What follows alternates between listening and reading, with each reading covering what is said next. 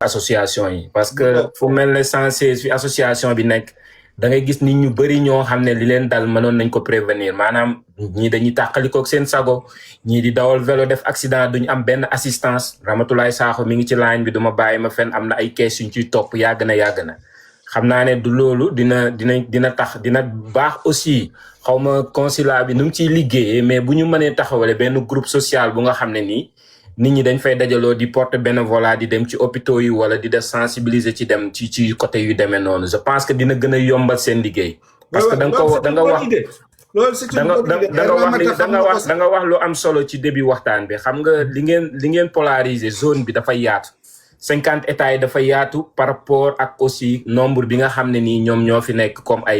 comme consulat mais je pense bien que suñu jéemee collaborer ak association yi collaborer ak bonne volonté yi parce que leaders yi ñëpp ñu impliqué leen ci je pense que dina gën a yombal loolu bismillah continuer bismillah. oui c'est ça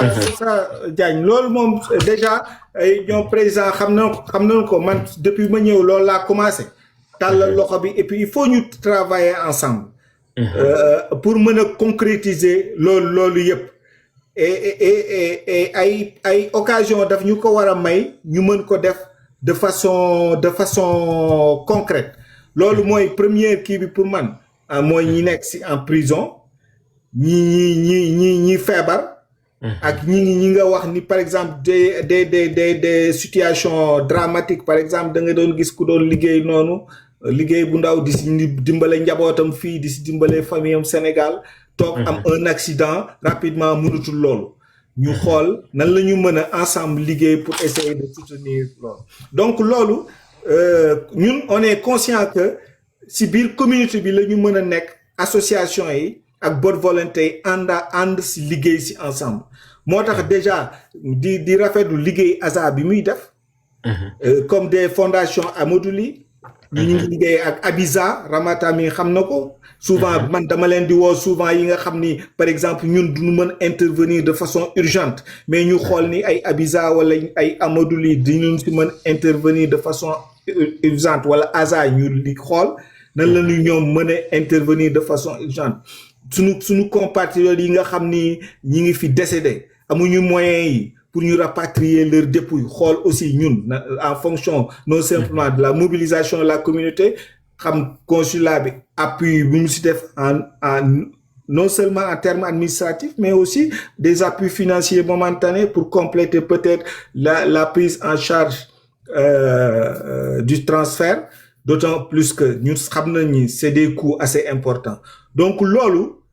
il faut ñu liggéey cette association yi donc pour man association yi c'est un partenariat obligé pour nous permettre ñu atteindre son objectif de façon efficace avec un impact important pour la communauté beneen question bi et puis lu important la président Dramé wax na mooy carte d'identité ak transcription état civil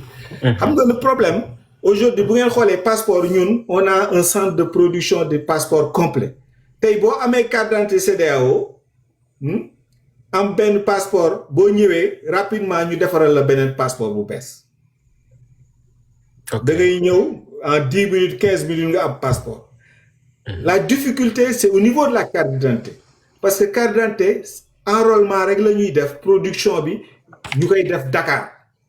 donc moo tax ñi nga xam ni ñëw nañu par exemple pour passeport amuñu carte d'identité CEDEAO bu ñu enrôler ñoom dañuy toog lu xaw yàgg parce que il faut que seen carte d'identité génn daaf pour ñu mën a enrôler passeport donc ñooy am difficulté souvent muy retard pour carte d'identité bi mais pour le passeport actuellement vraiment le fii on a tout le temps des talons suffisants et que yow boo amee un passeport normal une carte d'identité da ngay ñëw jël rendez-vous wala nga bañ jël rendez-vous sax parce que man bi ma ñëwee consulat bi wax naa ñi agent yi nekk bureau yi ma ne écoutez fii bu fi kenn ñëw ñu delloo ko parce que amul rendez-vous ma ni que rendez-vous bi c'est pour faciliter oui donc ñi am rendez-vous nañ leen prioriser mais ñu amul rendez-vous na ñu toog ñu jël leen après donc oui donc actuellement passeport nga am rendez-vous da ngay ñëw ñu prioriser boo amul rendez-vous aussi da ngay ñëw ñu jël le passeport Et d'ailleurs consulat bi actuellement bu ngay xoolee les horaires de travail c'est de 9h à 18h. De 9h avec une pause de 13h à 14h. Donc jusqu'à 18h on est au consulat général. Mais pour les passeports parce que da ngay xam ni pour les passeports dafay arrêter ay 14h 14h30 parce que 14h 14h30 c'est 18h à Dakar parce que validation bi c'est au niveau d'Iris Dakar. Donc ñoom bu ñu dugalee sa ay données gaa Iris Dakar ñoo koy valider ñu génn et puis ñoom ils arrêtent à 18h donc 14h fii ñoom souvent sax dañuy may ñu dem ba 14h30 c'est-à-dire 18h30 au moment où ñoom sur certains centres dañuy arrêter à 17h donc loolu moom mooy mais déjà bu boo ñëwee après 14h doo mën a am passeport le même jour mais déjà dans le enrôlé le lendemain nga am sa passeport. Okay. Donc la seule difficulté mooy la carte d'identité et puis on se bat inchallah peut-être que ñu am possibilité comme ñu amee passeport ñu am di mën a produire la carte d'identité sur place loolu bu ñu ko defee ça va encore faciliter donc en une journée bu ñu ko mënee nga am produire sa carte d'identité ñëw dem beneen bureau bi defar sa passeport. monsieur le consul loolu ci même point bi la moo tax dagguma la dafa am ñu nga xam ne nii ñu ngi ci état yi te dëkk bi ku ko wax ne actuellement problème mu AIS am na fi déplacement yombu leen. Oui. Ñu mën a jël avion yi yan projet le consulat bi am pour digitalisation en plus nga bëgg a légaliser benn papier par exemple pour benn procuration bu nga xam ne da nga bëgg a def benn plainte nit ko la turiande benn 500,000 wala benn somme boobu kooku nga ñu bëgg koo jëlal billet mu dagg billet d'avion ñëw ba New York uniquement pour def benn procuration bu nga xam ne dina ko coûter après billet dina gën a cher dina ko coûter loo xam ne day gën a cher pour mu def benn procuration bu nga xam ne war nañ ko tamponner léegi ban projet pour digitalisation le consulat am ci situation actuelle bi et même pour dans l'avenir à ce que nit ñi déplacement bi dina leen wàcc parce que dama gis ne Mamadou Dramé damay liggéey ak moom notaire la dama gis notaire yu bëri actuellement sax léegi mën nga notariser papier online mën nga ko def actuellement loolu je pense que aussi ndax autorité consulaire yi ñu ngi ciy xalaat wala ñu ngi ciy penser. waaw merci beaucoup Diagne yow sax da nga tombé si question bi ñuy ñëw parce que loolu war naa si jaww sur la digitalisation bu ngeen xoolee d'ailleurs am information Sénégal di ngeen xamoon premier ministre mois passé déjà présidé woon benn cérémonie bu ñu doon lancer le e-consulat qui permet ñu permettre digitaliser beaucoup en fait de services consulaires pour faciliter yi nga xam ni et puis d'ailleurs ñu ngi commencer la phase pilote à Paris au niveau du consulat général à Paris et d'autres consulats généraux yi nekk biir France pour ñu tester avant ñu koy généraliser au niveau des ambassades et consulats pour te dire que loolu ñu ngi ci parce que xam nañ ni dafay gën a faciliter les services consulaires et puis on est dans un monde moderne bi nga xam ni aussi nit ñi léegi waratuñu déplacer jóge fii fay ay avion pour ñëw defar benn extrait de naissance wala ñu am difficulté pour casier judiciaire bu ngeen xoolee même e-justice man vendredi j'ai reçu un message de Dakar qui nous dit que ministère de la justice maintenant en place e-justice et que ñu informer les compatriotes déjà de la semaine prochaine inchallah à partir de lundi dina envoyer une lettre circulaire à tous les présidents des associations pour les informer de cette situation-là sur cette plateforme e-justice bi nga xam ni daañu la permettre yow au lieu casier judiciaire ngay déplacer wu di nga dem nga mën ko def dans ce dispositif numérique avec maintenant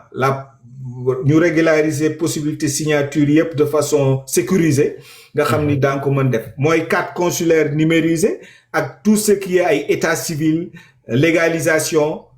tout ça mi ngi ci dispositif e-consulat et je pense que bu phase pilote bi jàllee Paris ñu xool problème yi discuter si xool na leen koy résoudre ñu mën ko généraliser au niveau de la communauté et loolu je pense que xam naa après la coupe du monde ñun daan si mën a ñëw avec la communauté en attendant que ñu xam comment ce projet-là est testé à Paris ñuy gérer phase pilote yi faisabilité réelle difficulté yi ñu si am ñu xool nan leen ko mën a généraliser dans des circonscriptions consulaires comme les États-Unis yi nga xam ni territoire vaste la ba pare États-Unis dafa fekk ay états yi souvent am nañu aussi des législations ou des réglementations différentes nan lañ koy mën a gérer tout cela mais xam ni état bi mi ngi ci dispositif boobu pour numériser les services consulaires pour faciliter compatriotes yi nga xam ni ñi ngi si à des distances très éloignées des ambassades et consulats ñu mën a am ces services consulaires sans se déplacer parce que souvent ñëw New York fii c'est des coûts importants parce que xam nga léegi Sénégal aussi il y a beaucoup de documents administratifs yi nga xam ni c'est biométrique ça veut dire dañuy demander présence physique muy passeport carte d'identité donc soo ko mënul def au niveau du consulat général il faut attendre à ce que les services mobiles se déplacent ñëw si yow pour mën a jël sa ay données biométriques moo tax ñun tout le temps ñuy faciliter mission consulaire yooyu donc bientôt ñu commencé waat ces missions consulaires là ñu dem au niveau des compatriotes et je sais que ñun consulat fii sax ñi ngi aider les compatriotes qui sont au Canada souvent ñi nga xam ñoom amuñu centre de production yooyu ñuy ñëw et puis ñun ñi nga xam ni déjà d'autres compatriotes yi nekk si ay Mexique nga xam ni juridiction ambassade du Sénégal à Washington la ñu am difficulté mën na leen apporter cette assistance là donc li ngay wax numérisation boobu ñi ngi si et puis ces services yu bari la ñu nar a numériser mooy luy jëm si extrait de naissance procuration les casiers judiciaires nga xam ni yow sax boobu c'est un dispositif judiciaire assez sécurisé nit ñi dinañ ko mën def loolu ñi nga xam ni service yu bare nit ñi dootuñu jar a déplacé wu ñu mën ko def mooy l'affaire des extraits loolu président Dramé wax na ko mais dama bëgg ñu revenir parce que pour man c'est quelque chose d'important parce que bi ma ñëwee aussi ci consulat bi service bu ma ci gën a tri mooy l'état civil parce que état civil nit ñi dañ souvent duñ leen ko wax mais c'est très sensible et c'est important c'est l'acte juridique d'un individu waruñu ko négliger donc gis nga ñu man lu ma njëkk boo xoolee réorganiser au niveau du consulat c'est le bureau de l'état civil ñuy mën a transcrire suñu compatriotes yi de façon correcte ñuy am les documents d'état civil yi nga xam ni valables et sécurisés de façon normale parce que message boobu tout le temps dama koy wax gis nga nit ñi dañuy fàtte ni consulat ak ambassade du pour transcrire rek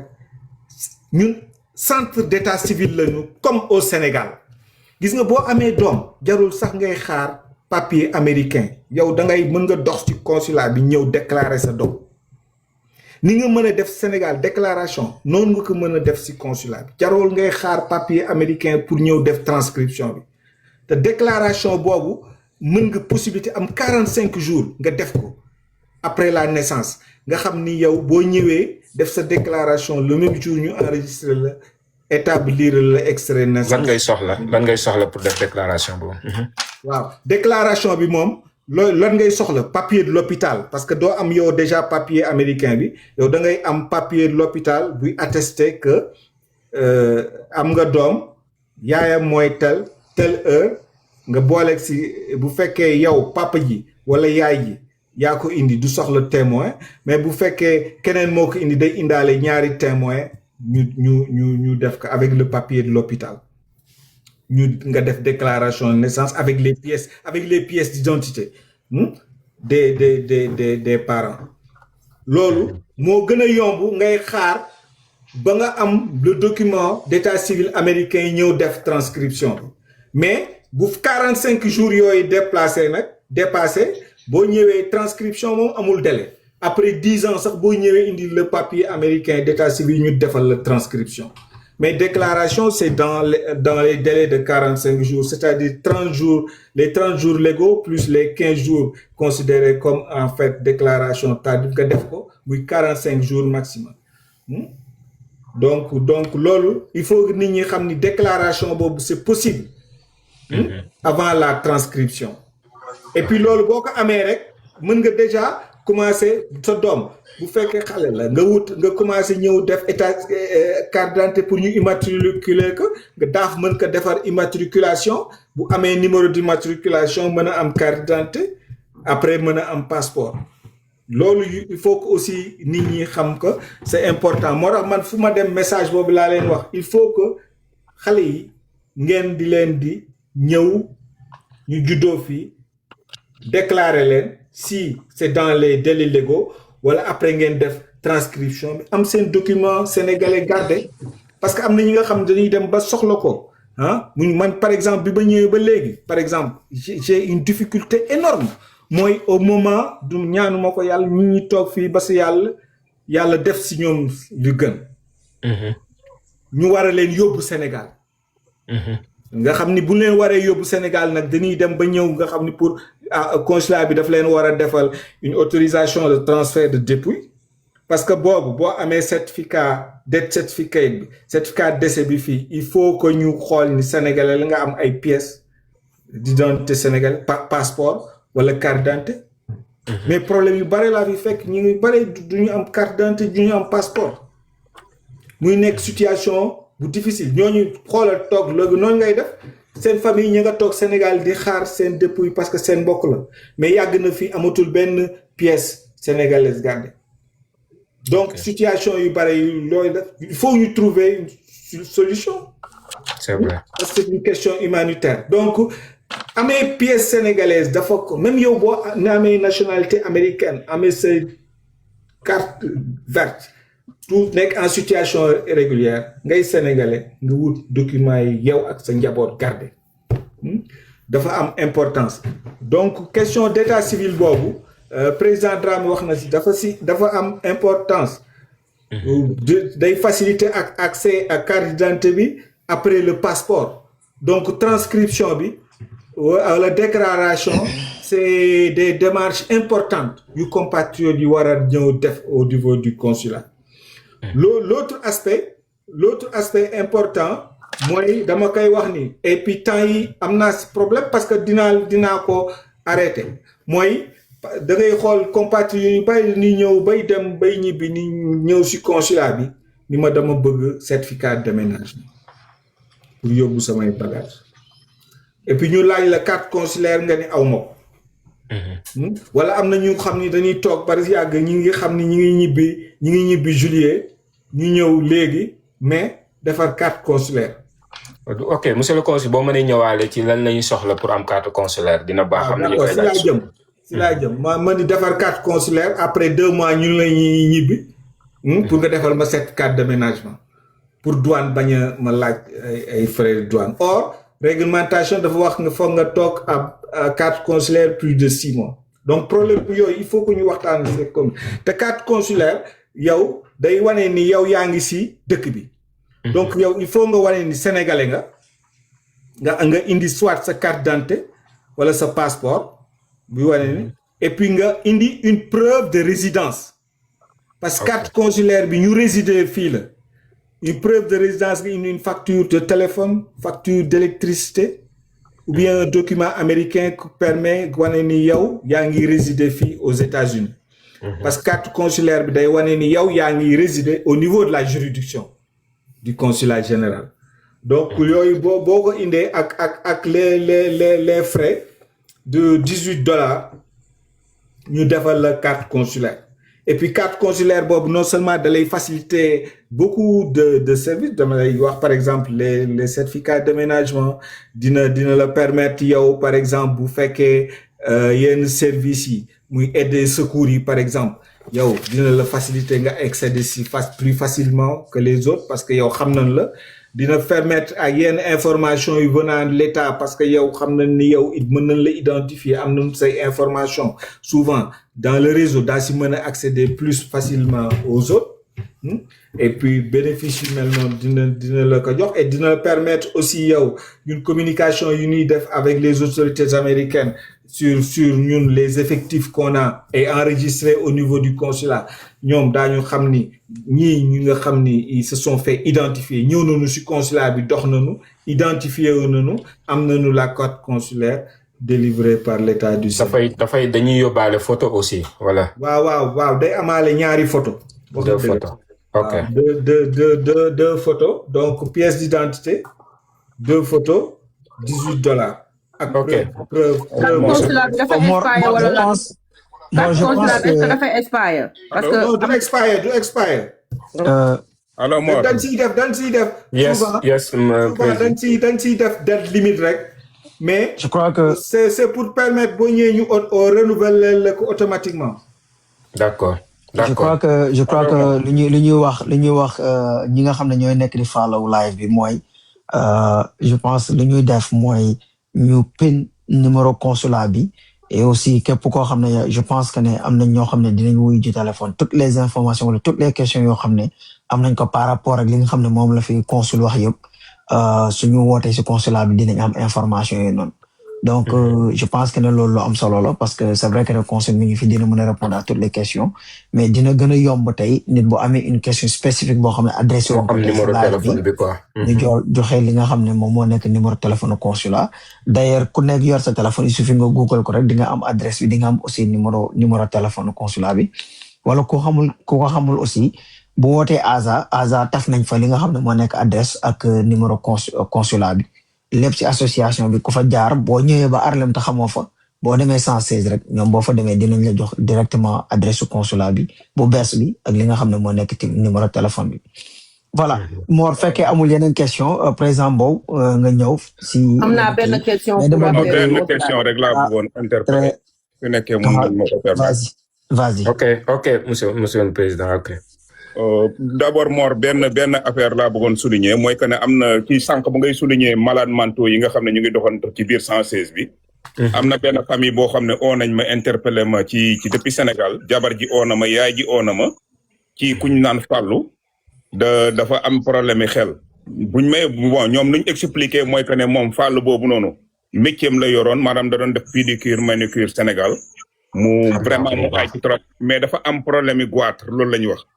ñu ne feebar boobu noonu voilà moom lañ am ñoom nag dañoo bëgg comme li ñu waxoon sànq buñ ko gisee pour ñu jéem ko xam nga indi pour mu delloo Sénégal mais je sais que ne wax nga ci président Dramé wax ci consul aussi wax na ci nekkul lu facile xanaa di jéem a seet yoon yombul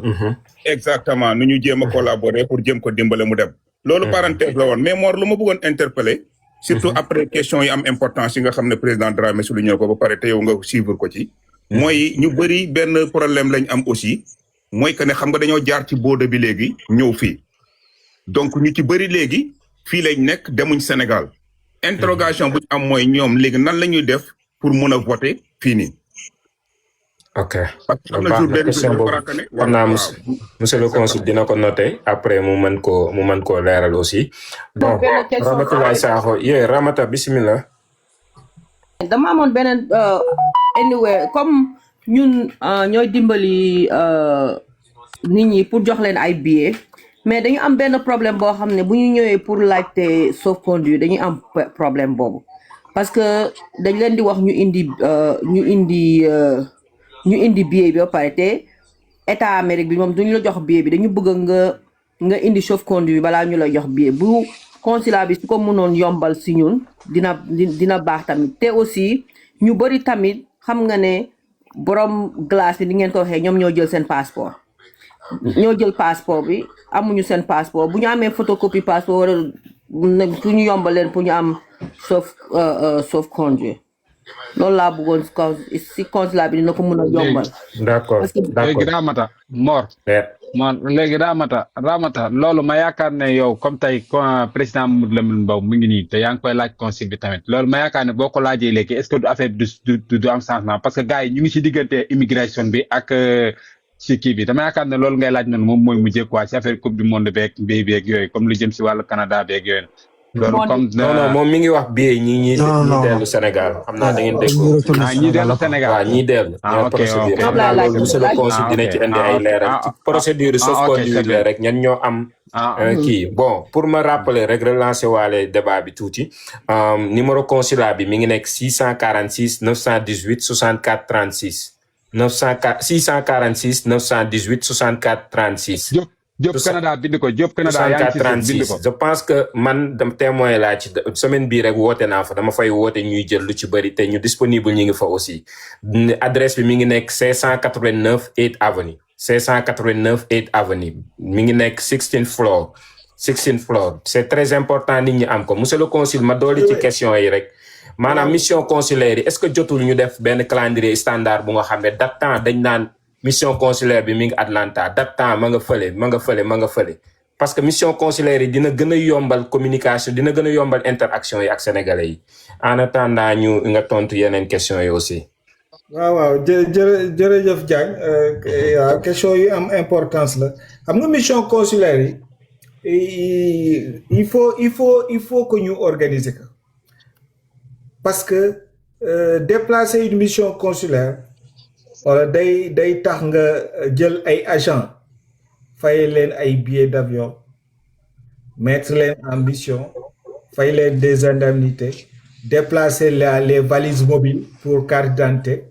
tout ça dafay am coût donc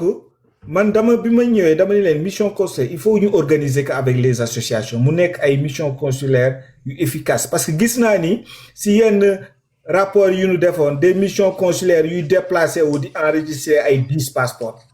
man leen loolu c'est pas normal bu ngeen xoolee en termes de coût ak coût yi mission bi en termes de résultats c'est inefficient donc il faut ñu organiser ko moo tax dama ko wax association yi fin d'année 2025 début janvier février ñu organiser une réunion ma waxtaan ak ñoom wax leen ni mission consulaire yi compte tenu ay budget consulaire yi il faut que ñu organiser ko de telle sorte que ñi nga xam ni am nañu une mission consulaire en 2025 du ñu bokk ci 2026 parce que consulat bi c'est pour toute la juridiction les 50 États il faut pas que ñuy dem mission consulaire tout simplement tout le temps au niveau des mêmes zones dans les mêmes villes il faut ñu jox chance à d'autres Sénégalais yi nekk dans les autres États ñu bénéficier aussi association yi aider ñu que ñu mën a xam en amont les besoins ñu def expression de besoin ñu am une liste de Sénégalais yi nga xam ne soxla ñu passeport carte d'identité carte consulaire war nañu transcrire des actes d'état civil pour leur enfant ou bien des actes de mariage etc. loolu ça va nous permettre ñu xam nan la ñuy déplacer mission yi et puis durée bi parce que am na ñu doon ñaxtu ñu ni ma souvent mission consulaire dañuy ñëw 2 jours du ñu mën a enrôler ñëpp ñu ni est-ce que mënoo ko yokk ma ni ko waa mais loolu il faut que ñu xam déjà besoin yi ci zone yi ñuy déplacer wu est-ce que dañuy mission bi mën nañ ko programmer pour 2 ou 3 jours ou bien est-ce que mission bi day ñëw delluwaat ci zone yooyu et cetera donc loolu la ñu commencé woon cette année ñu def ko mais le problème bi ñu amoon mooy avec la carte d'identité parce que yéen xam ngeen ni depuis février dafa am problème carte d'identité yi doxatul ñun mënatuñu woon enrôler kenn donc looloo tax ñu arrêté mission consulaire yi mënu leen programmer parce que mënuñu ñu yóbbu mission consulaire pour ay passeport bàyyi carte d'identité yi donc actuellement le problème est en train d'être résolu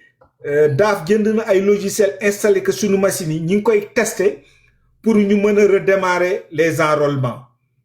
donc dès lors que ñu démarrer enrôlement yi rek ñu mën a def les missions consulaires mais il y avait benn information bu fi génnoon et waxtaan naag association yi ñu ni woon il y avait une fédération yu organisé woon def des dates pour les missions consulaires mais c'était sans le consulat général man leen loolu c'est bien ñu association yi di déggante di waxtaan di programmer ay dates mais les missions consulaires c'est le consulat général il faut que consulat général nekk ci biir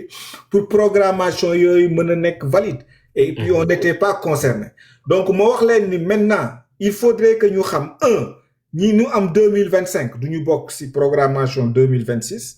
et que ñu def ay expression de besoins sur la base des expressions de besoins ñu commencer établir une nouvelle programmation pour cette année donc ñu ngi commencer jot loolu et puis dès que le bureau de la carte d'identité commencer enrôlement yi ñu inchallah ñu programmer les missions consulaires yi dem vers les États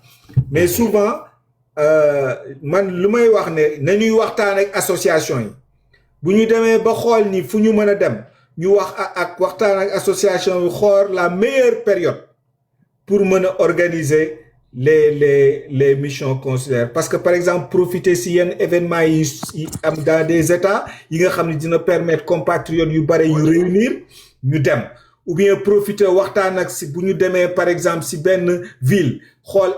yeneen États yi nekk à côté yi nga xam ni xaw nañu jógee nit ñi mën ñu déplacer foofu ñu ñëw en donnant à ces associations suffisamment de temps ñu def les communications nécessaires.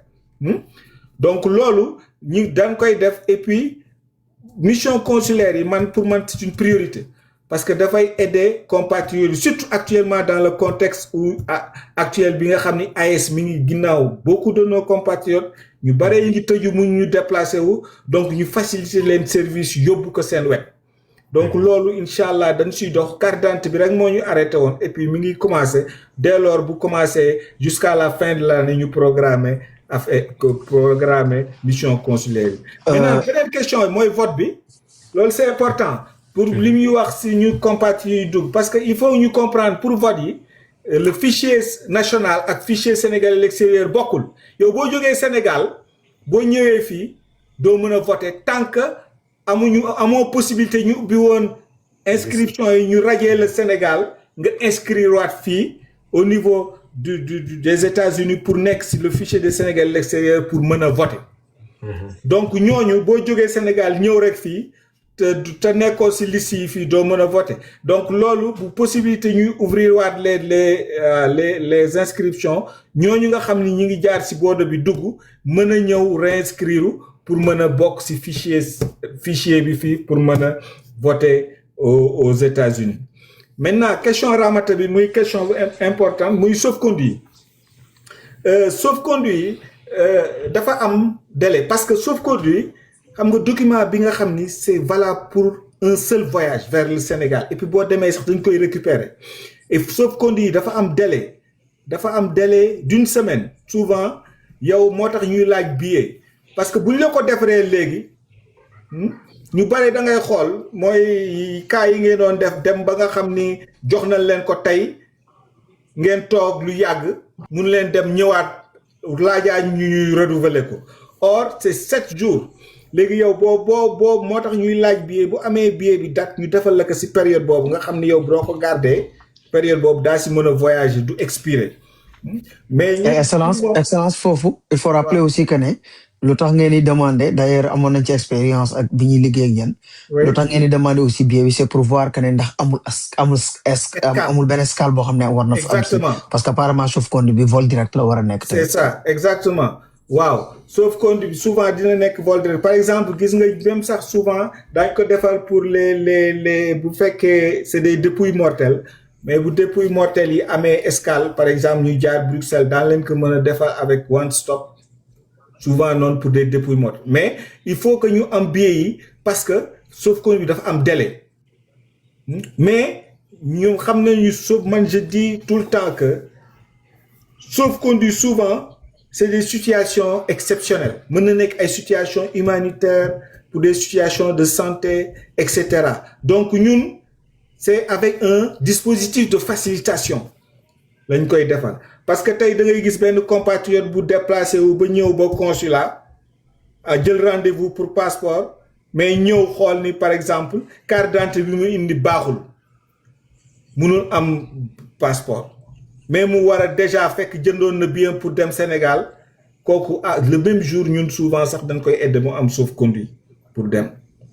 donc ñun c'est dans ce dispositif-là la ñu inscrire le consulat général que nañu examiner cas par cas pour mën a faciliter ces sauf-conduits-là délivrance yi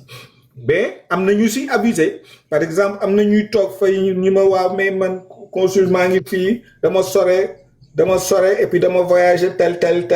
monsieur le consul doo ñu leeral tuuti rek lan mooy njëriñu sauf-conduit pour ñeen ñi nga xam ne xam naa ñi ngi koy dégg te xamuñu ko mosuñoo am kii bi waaw sauf-conduit comme ñu koy wax document de voyage la document de voyage temporaire et exceptionnel parce que sauf-conduit c'est-à-dire dañ la koy jox su fekkee mënoo am un passeport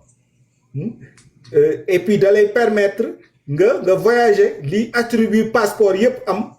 pour nga jógee benn point dem sa destination dëkk daf la koy may et puis boo demee service d'immigration yi dañ koy récupérer parce que c'est valable pour un seul voyage da lay permettre donc nga am sa photo ak sa identification yépp mais avec un délai court pour nga utiliser que parce que c'est un document de voyage bi nga xam ni exceptionnel et temporaire mais da lay permettre nga am ni ngay voyager ci passeport nga mën a utiliser que pour voyager moom lañ tuddee si gàttal comme lu xale yi xam moom lañ tuddee travel document. waaw travel document lañ ko tuddee. voilà waaw même da ngay gis sax bu souvent bu fekkee nit génn na àddina ñu xool ni amatul passeport bu valide donc li ñuy wax noonu laissez-passer mortuaire en fait c'est un sauf-conduit. ni parce que yow ni yow nit bi nekk en santé yëpp di dund di voyager dépouille mortelle bi aussi document de voyage da koy accompagner. ñuy wax laissez-passer mortuaire c'est aussi un sauf-conduit doo xoolee dañ ciy def délai et puis souvent boobu dañ ci moon possibilité bu fekkee yow vol bi li amee dépouille mortelle bi dafay def escale ñu def si day def escale teg day accompagner tous les documents yi def si transfert dépouille mortelle.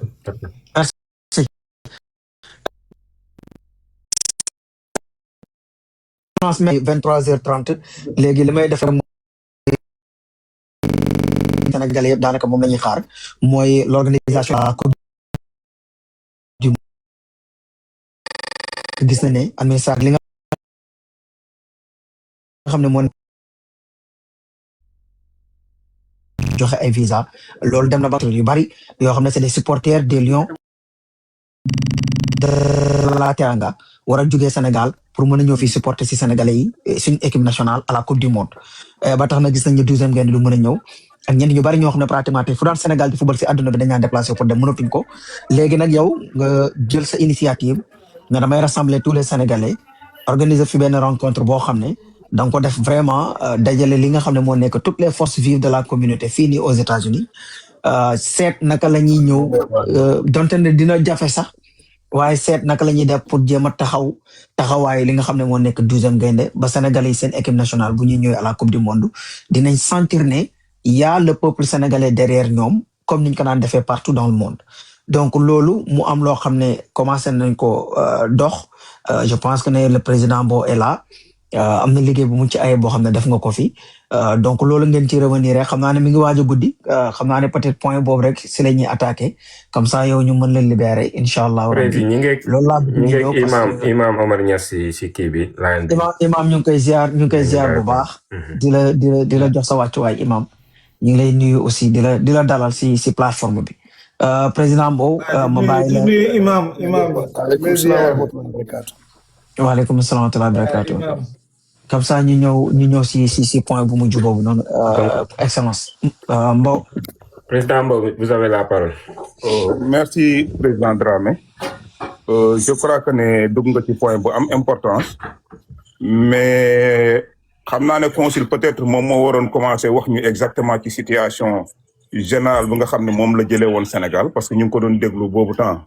bu mu demee ci rencontre des consuls des ambassades et consuls généraux des ambassadeurs et consuls généraux parce que nee woon na après dina rencontrer la fédération et le ministère des sports donc joxaguñu compte rendu foofu mais comme nu nga ko waxee rek ñun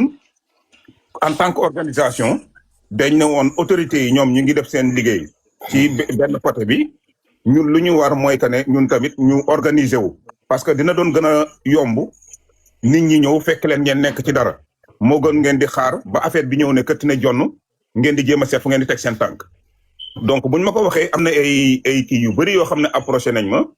même ba ci ñoom Mar Gueye ak yooyu parce que dañ doon dégg nit ñi di dem Sénégal ñi di def ay interview ñi naan créé nañ cellule tel buñ ma waxee aussi man ne leen man kat en tant que organisation aussi dañu am autorité boo xam ne moo fi nekk te ñun ñoom lañ doon déglu comme consul aussi mu ngi doon wax ak l'ambassadeur ñu ngi doon consul kii waa Sénégal ñun dañ doon toogoon rek di leen déglu ñu ne ma attention toog bi du solution lu ñu war mooy ñun nañ teel a organiser wu de sorte que ne ñoom buñ ñëwee dinañ xam ne déjà am na fi organisation bu forte buñ ko defee man dama waxoon ne ñu créé benn genre comité provisoire comité provisoire boobu buñ ko créé luñ ciy jublu mooy au moins am coordinateur boo xam ne day contacter état yëpp fépp foo xam ne 12e Gaïndé mu nga fa moom mu contacter ko laaj leen nan la ñuy mobiliser woo nan la ñuy préparer woo ci côté animation ci côté sensibilisation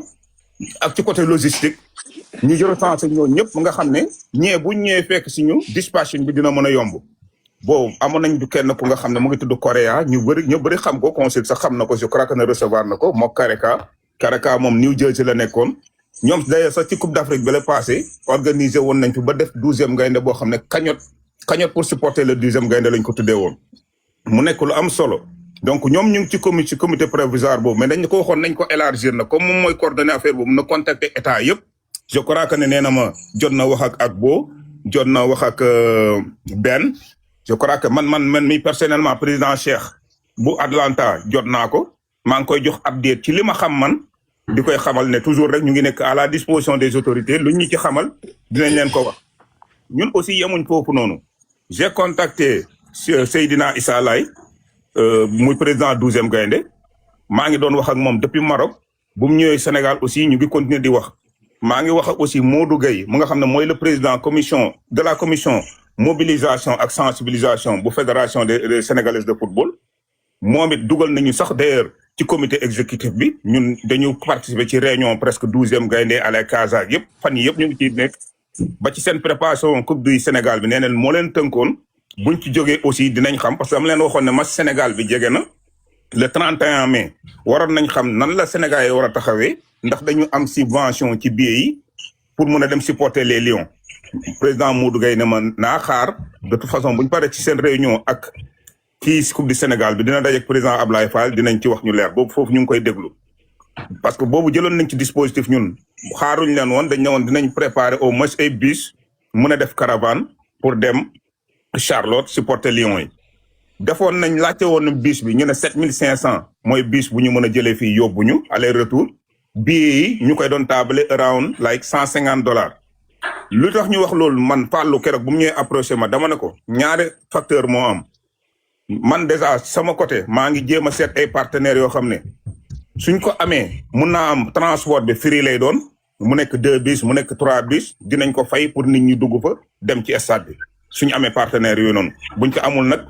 nit ñi ñooy fay transport bi. affaire yi billets yi aussi ma ne leen su nekkee par exemple billet bi neewoon nañ ne $100 la ci diggante bi fédération fekk si ñu ne attention jox nañ leen tant de billets pour ngeen dem supporter autorités yi ne par exemple kat New York New Jersey wala feneen ak feneen am ngeen ci temps su nekkee ñun loolu dafa méngoog lu nekk ci suñu nombre ci bus yi ñu jël ko jox leen ko ñoom it ñu def mooy disposition boo xam ne jël nañ ko foofu noonu. en tout cas président Dramé lu ma la mën a waxal mooy que ne tooguñu ñu ngi encore ak Kara même le chargé de communication de la fédération maa ngi wax ak moom constamment di échanger ak moom ay email mais lu ci mënta nekk rek mooy ñun autorités yi la ñu déglu. buñ ñu joxoon par exemple quota bi fii ne leen par exemple kat état yi 50 états yi par exemple tey 12e gaynde bi lii lañ leen jox 1000 billets la 1500 la wala 500 billets la dispatching bi dina gën a yomb ku nekk xam la nga ci war a am mais ci côté coordination moom vraiment ñu ngi def de sorte que ñuy réunir 12e gaynde yi nekk ci état yëpp nga xam ne buñ jour ji buñ ñu ooyee rek dina fekk ñu am taxawaay bu mot sëkk buñ ci mën a def. merci président excellence ñu bàyyi la yow tamit nga ñëw si loolu. Merci beaucoup waaw président Dramé waaw jërëjëf je pense que question bu ñëpp di xaar la et puis li may wax rek depuis novembre passé que affaire coupe du monde bi c'est une question patriotique et puis loolu communauté bi fii États-Unis dañ ko wane jëmmal ko di ko jëfee et puis bu ngeen xoolee depuis l'année dernière donc ñun consulat général commencé woon nañu di mobiliser compatriotes yi en perspective de la coupe du monde et que ba le 15 décembre passé administration Trump jël décision boobu décider ban Sénégal si normalement les visas B1 B2 yi nga xam ni moom la suñu compatriotes yi soxla pour ñëw seetaan si match bi donc xamoon nañ ni dina jafe trop 12e gaynde ñëw. C'est pourquoi d'ailleurs ñu organiser woon une première rencontre avec l'ambassade du Sénégal Canada bi nga xam ni Sénégal fa lay jouer 3e match notre ambassade à Washington ak consulat général bi ak ministère des sports ministère de la culture tourisme etc. pour donc ñu soññoon pour ñu jéem mobiliser communauté bi fii aux États-Unis pour ñu mën a préparer wu pour supporter l'équipe nationale ba ñu defoon d'ailleurs 2 réunions après et puis notre dernière réunion bi ñu defoon le 5 avec le secrétaire d'État chargé des Sénégalais de l'extérieur bi nga xam ni madame le ministre des sports daf ko approché secrétaire d'État ni que pour mu coordonner le 12e gaynde sachant que affaire bi du États-Unis rek la c'est aussi au Canada parce que Sénégal 3e match am Canada la koy def ba ñu defoon benn réunion le 5 avril passé ba ñu waroon teg benn comité bi nga xam ni dañ ko tuddee woon comité coupe du monde de telle sorte que day réunir fii consulat ambassade Washington Canada ak sénégalais yi fii pour ñu xooloon que normalement ministère des sports moo ko waroon proposer loolu nag difficulté bi yéex bi foofu la ne waroon nekk foofu la nekk parce que xam nañu actuellement un peu difficulté yu ministère des sports ak fédération nekk depuis la coupe d'Afrique ak dossiers yi difficiles yu ñuy gérer pour les compatriotes arrêtés ak la question de la coupe du monde avec TAS ñu occupé le woon lool mais en plus dossiers yi ñuy suivre pour la coupe du monde mais léegi man di rafetlu li président Mbow wax ak association yi fii li ñuy def parce que depuis ñu commencé leen wax ñëpp a ngi mobiliser et puis gis naa ko ñu ngi organiser wu déjà ah te xaaruñu état bi ñu ngi organiser wu pour xool nañ la ñu mën a mobiliser wu pour préparer supporter de façon importante et efficace l'équipe nationale maintenant loolu ñun ñi nekk côté état xam nañ que des na léegi état bi moo des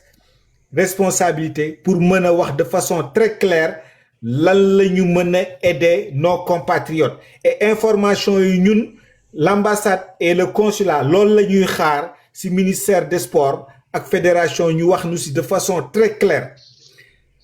pour question bi amuñu ci une information très claire pour mën a partager leen ak yéen mais léegi lu ngeen mën a xam ñu nu organiser woo Sénégal ambassade léegi mooy war a nekk mooy coordonner tout ce processus là pour la mobilisation des Sénégalais ak organisation lépp lié à coupe du monde parce que FIFA ñoom décidé nañu aussi jaar foofu ak ministère sport ak fédération donc déjà bu ngeen xoolee est-ce que xaw ma nit ñi xam nañu ko ambassade lancé na temps yi benn plateforme bi nga xam ni mi ngi demander compatriotes yi nga xam ni déjà soit dañu bëgg dem seetaani match bi wala am nañu billet pour premier match bi contre la France wala billet deuxième match bi contre Norvège etc. pour ñu xool ak différents compatriotes yi nekk ci état yi ñan ñoo ci bëgg dem seetaani match yi pour ñu am un dispositif de sondage pour xool à peu près mobilisation générale bi nan la mën a nekk ñi nga xam ne intéressé woon pour dem loolu déjà peut-être lien bi bu ko amee dinañu mën a plus tard partager lien bi dinaa wax ambassadeur ñu gën ko développer au niveau de la communauté pour ñëpp jot ci ñi nga xam ni déjà mën nañu inscrire dans cette plateforme là mën a dem inscrire au niveau de cette plateforme en attendant que nag ñuy jot des informations très claires sur les billets parce que xam naa loolu moo gën a soxal compatriotes yi billets yi pour non seulement match coupe du monde mais match Charlotte bi aussi mais billets yi rek doyul il faut un appui peut-être logistique et financier parce que supporter du dem jënd billet rek toog foofu ça demande l'animation ça demande l'organisation am na logistique restauration transport donc loolu aussi je pense que état bi daf ci war a appuyer sunu compatriotes de façon importante dès lors que ñu am information yëpp comme li ma leen waxoon dès le début transparence daf ci am parce que fii c'est une question patriotique donc il faudrait que dès lors ñun ñu am information yi mën a ko partager avec la communauté de façon importante donc man recevoir naa keroog ñoom Kareka et puis di rafetlu déjà li ngeen di liggéey président Mbow avec toutes les associations et man lu may wax rek mooy nañu def que de telle sorte que mu am coordination avec toutes les structures 12e gaynde yi am actuellement ñuy déggante di wax mobilisation bi mën a am loolu day yombal que bu fédération ak ministère sport ñëwee indi li nu bëgg nga xam ni peut-être que pour distribution bi du wan a yomb dina tax ni liggéey ambassade bi ak consulat bi mën a yomb si loolu mais fi may toll nii moom li ma leen bëgg wax si question bi amuñu si benn lisibilité claire ñi ngi xaar ministère des sports ak fédération jox ñu si ay informations claires ñu xam nu muy mën a tëddee ñu mën ko partager ak yéen muy en perspective match amical bi nii le 31 à Charlotte